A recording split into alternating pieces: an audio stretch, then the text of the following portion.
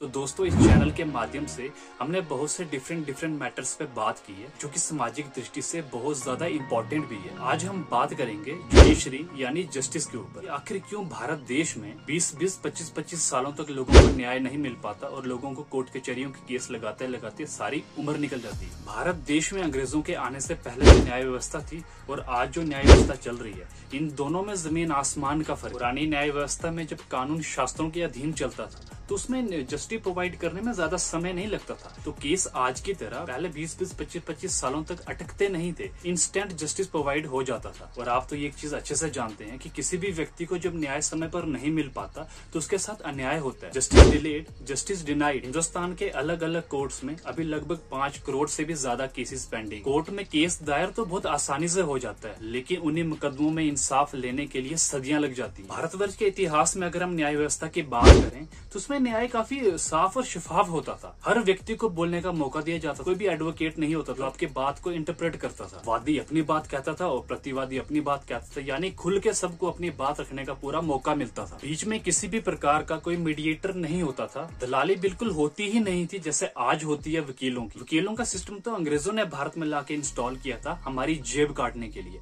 आप मुझे एक बात बताइए, अन्याय मेरे साथ हुआ है, एट्रोसिटीज मेरे साथ हुई है, तो इसमें वकील क्या करेगा? मुझे मीडिएटर की जरूरत क्यों पड़नी चाहिए? मुझे अपनी बात रखने का पूरा मौका मिलना चाहिए ना। जो नुकसान, जो पीड़ा, जो दर्द मैं अपने अंदर महसूस कर रहा हूँ, क्या वकील मेरा वो दर्द महसूस कर पाएगा? क्या वकील उस सिनेरियो के बेस पे मुझे जस्टिस प्रोवाइड कर पाएगा? क्योंकि उसको तो कोई फर्क ही नहीं पड़ेगा। आफ्टर ऑल उसको मतलब है सिर्फ अपनी फीस से, ना कि अच्छे से इंटरप्रेट करके मुझे जस्टिस प्रोवाइड किया जाए। ये हमारी न्याय व्यवस्था नहीं है। मुझ पे हुए जुल्म को इंसाफ दिलाने के लिए भारतीय कानून व्यवस्था के आधार पर सबसे पहले मुझे एक वकील करना होगा। मुझे अपना सारा केस, अपना सारा एट्रोसिटीज, अपनी सारी डिटेल्स वकील को बतानी होगी। अब ये डिपेंड करता है कि उस वकील को वो केस कितना समझ आता है। मेरे केस को जानबूझकर कानून की किसी धारा में लपेट कर जज के सामने पेश किया जाएगा और फिर उसको इंटरप्रेट किया जाएगा। प्रॉब्लम कहीं की कहीं रह जाती है। इस हिसाब से भारतीय कानून व्यवस्था काम करती है और हमारा केस रह जाता है इवेंचुअली भगवान भरोसे, क्योंकि भारतीय अदालतों में मुकदमे इसी हिसाब से चलते हैं। इसलिए इंडिया के अलग अलग कोर्ट्स में लगभग 5 करोड़ से भी ज्यादा केसेस पेंडिंग है, जिसमें 71,411 केसेस सिर्फ सुप्रीम कोर्ट में है और लगभग 59 लाख केसेस देश के अलग अलग हाई कोर्ट्स में पेंडिंग पड़े हुए। डे बाय डे ये रिकॉर्ड बढ़ता जा रहा है। ये रिकॉर्ड मैं नहीं बता रहा हूँ, ये रिकॉर्ड किरण रिजिजू जी ने खुद 5 अगस्त को सुप्रीम कोर्ट में आके बताया। इससे आप अंदाजा लगा सकते हो कि भारतीय न्याय व्यवस्था किस हिसाब से काम करती है और हमें कितना जस्टिस प्रोवाइड किया जा सकता है। महात्मा गांधी लीगल प्रोफेशन को सबसे घटिया मानते थे। उनका मानना था कि वकीलों की जमात जितनी जल्दी इस देश से खत्म कर दी जाए उतना ज्यादा भला होगा इस देश का, क्योंकि वकील कुछ नहीं करते, सिर्फ दलाली खाते हैं। ये सच को झूठ और झूठ को सच बना के पेश करते हैं और इसको प्रोफेशन कहते हैं। इनको व्यक्ति की संवेदनाएं, उनकी फीलिंग्स, इमोशन, सेंटीमेंट से कुछ नहीं लेना देना होता है। इनको मतलब होता है तो सिर्फ अपनी फीस से। आप सिंपल सी एक चीज बताइए कि जो व्यक्ति सही को गलत और गलत को सही बना के जज के सामने पूरे कोर्ट में पेश कर रहा है, उससे हम न्याय की क्या ही अपेक्षा रख सकते हैं? उससे हम जस्टिस कितना ही एक्सपेक्ट कर सकते हैं? वो तो धंधा कर रहा है सिर्फ, और हम फंस रहे हैं इस चंगुल में। पहले अंग्रेजों ने हमें खूब लूटा, तो यहाँ से जाने के बाद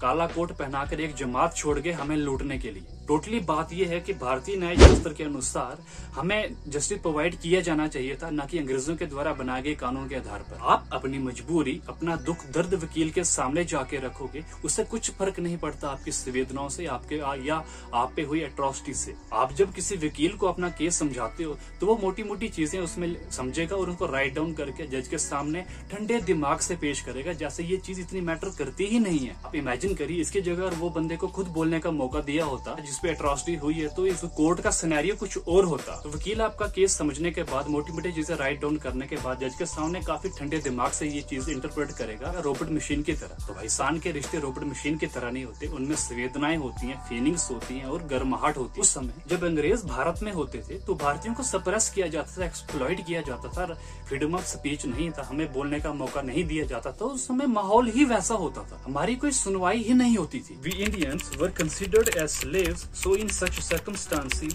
सम particular regulations have been made. उस समय जब भारतीय कानून व्यवस्था, जहां फैसला ऑन द स्पॉट हो जाता था और डिसीजन हमेशा सच के हक में आता था, उसे दबा दिया गया और अंग्रेजों की लंगड़ी कानून व्यवस्था भारत में लाकर खड़ी कर दी गई, जहां एक सामान्य भारतीय अपनी बात भी नहीं रख सकता। तो अब मैं ये कहना चाहता हूँ कि जब भारत आजाद हो चुका है तो अंग्रेजों की बनाई हुई लंगड़ी कानून व्यवस्था भारत में आज भी क्यों चल रही है? ये देश भगत सिंह, चंद्रशेखर आजाद, सुभाष चंद्र बोस जैसे क्रांतिकारियों को मानने वाला देश है, जिसमें महाराणा प्रताप, पृथ्वीराज चौहान, रानी लक्ष्मीबाई जैसे योद्धा रहे हैं। एक देश जो राम राज्य की बात करता है, जो सत्य और अहिंसा को मानने वाला देश है। और आज जब देश आजादी के 75वीं वर्षगांठ मना रहा हो तो देश को नहीं चाहिए कि अंग्रेजों के द्वारा बनाई गई व्यवस्था को खत्म कर संपूर्ण भारतीय व्यवस्था को दोबारा से उजागर किया जाए।